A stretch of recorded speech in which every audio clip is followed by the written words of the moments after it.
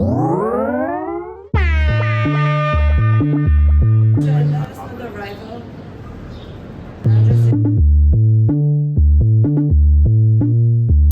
3. So I left the country for the first time this year, and I got there, sketchbook in hand, ready to draw my way through the trip. But I got incredibly sidetracked, and I ended up drawing once the entire trip.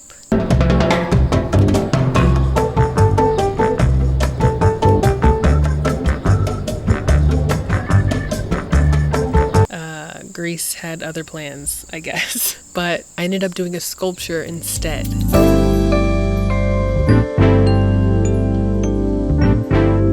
I wanted to create a piece that best represented my time in Greece. This sculpture reflects mindfulness, playfulness, and timelessness.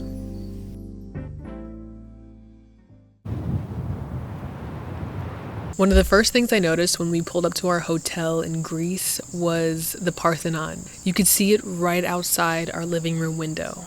But the second thing I noticed was TGI Fridays. It was visible out the other living room window. On one hand, you have ancient history, Greek mythology, beautiful architecture. And then on the other, you have an all-American chain restaurant in the heart of Athens. It was the past and the present colliding, where you could gaze up at the Parthenon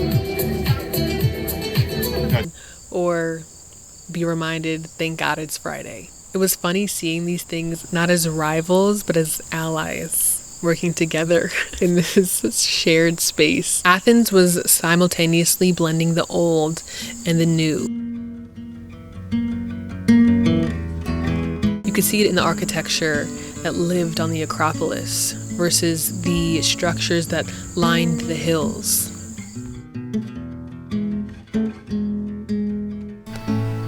With just a short walk down the Acropolis into the city below, you can see modern life built up around you. A stark juxtaposition to the ancient structures and the contemporary buildings, a blend of old and new. You could see it in the ways transportation adapted to the already existing roads. It was such a tight squeeze in some of the places that we were at, but still, man will find a way to get a vehicle up there some way, somehow. You could also see it in the art throughout the city. Graffiti was everywhere.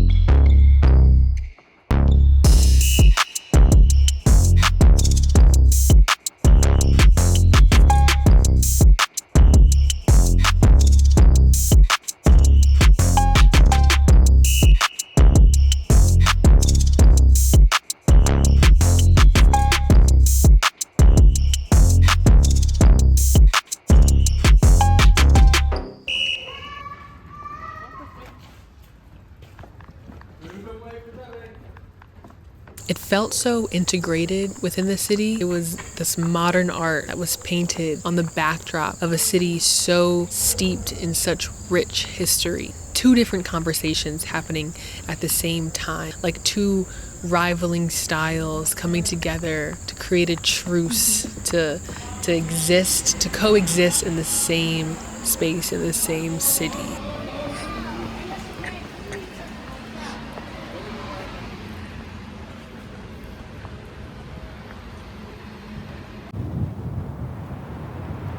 Initially, I wanted to draw my way through this trip and capture time through my sketchbook. I pictured myself roaming the streets and maybe finding a discreet corner, posting up and drawing, or sitting and eating and drawing my meal for some reason. I thought I would be doing a lot of that. Or, just sketchbooking random moments. But I drew once on this trip, a single time, and I didn't pick up my sketchbook again after that. I felt like there was so little time, and I just wanted to see and do as much as possible, which unfortunately didn't leave a lot of room for drawing. But I could have made time. I definitely could have made time. I don't know. Keep watching. We'll get into it. Just keep watching.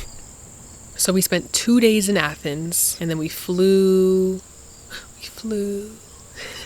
We flew out to Paros. The off-peak season made it feel like it was almost empty.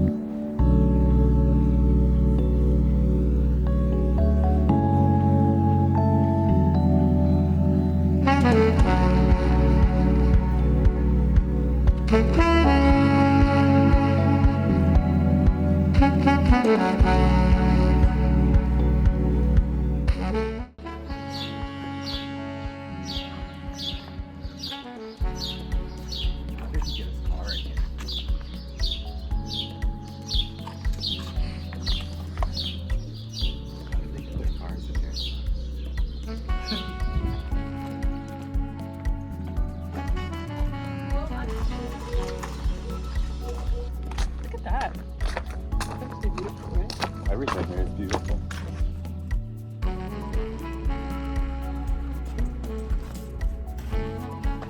Being in Athens felt like there was no time for reflection, only living for the now.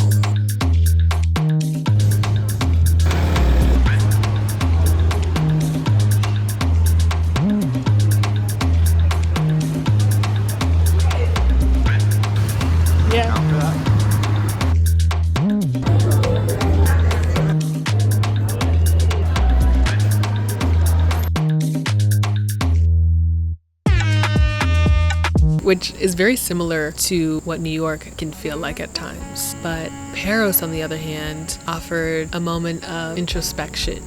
It's just the nature of vast mountaintops, deep blue water, and wind to really make you look inwards, you know?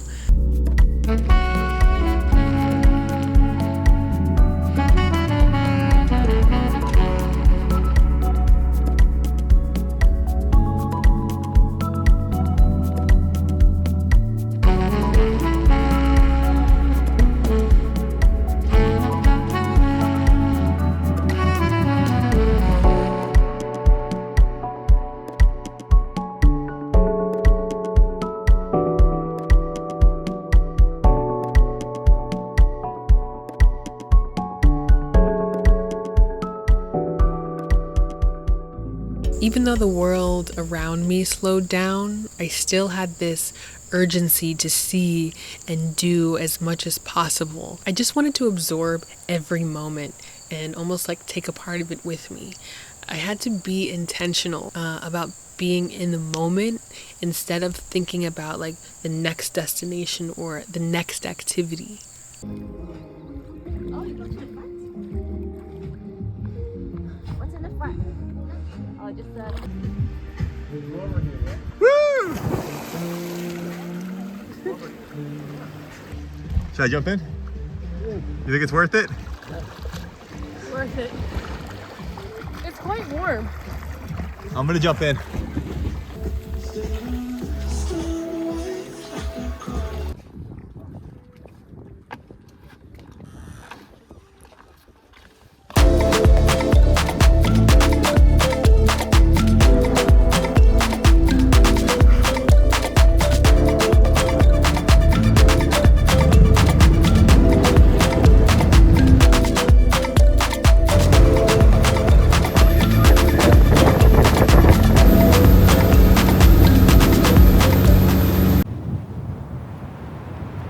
The last day of our trip, I went out to breakfast alone and thought about this feeling of having one foot in the present and one foot in the future, and how I really need to prioritize living in the moment. This trip made it abundantly clear that is something that I need to apply not just to the trip, but to my day-to-day.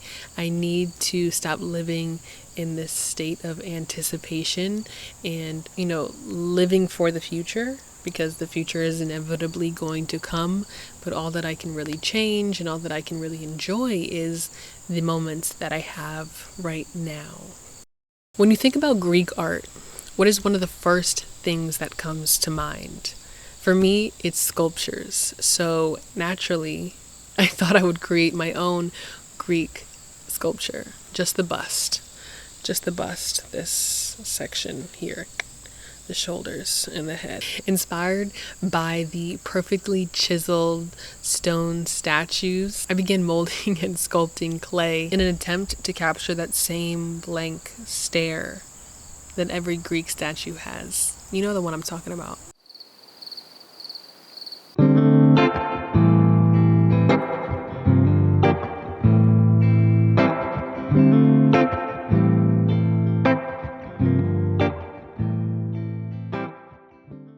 In the beginning of the video, I described this piece as mindful, playful, and timeless. Although I didn't draw as much as I'd hoped, I still wanted to create something that felt reminiscent of my first time abroad. The ancient structures that stand alongside the bustling contemporary city feels like a continuation of time, one that transcends any one era. I really wanted the sculpture to capture a bit of that timeless charm. It stands as a reminder to be playful and spontaneous as I felt in Athens, but also create space for reflection as I felt in Paros, where time seems to stand still.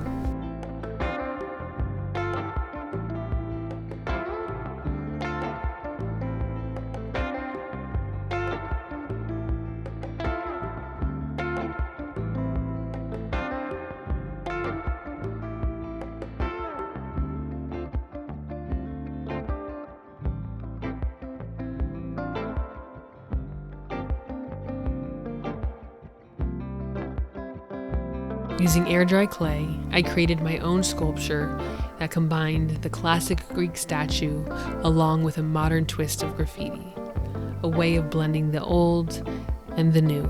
And to make this piece a bit more function than form, I also added some puncture holes for, of course, flowers. Unnecessary, yes, but beautiful nonetheless.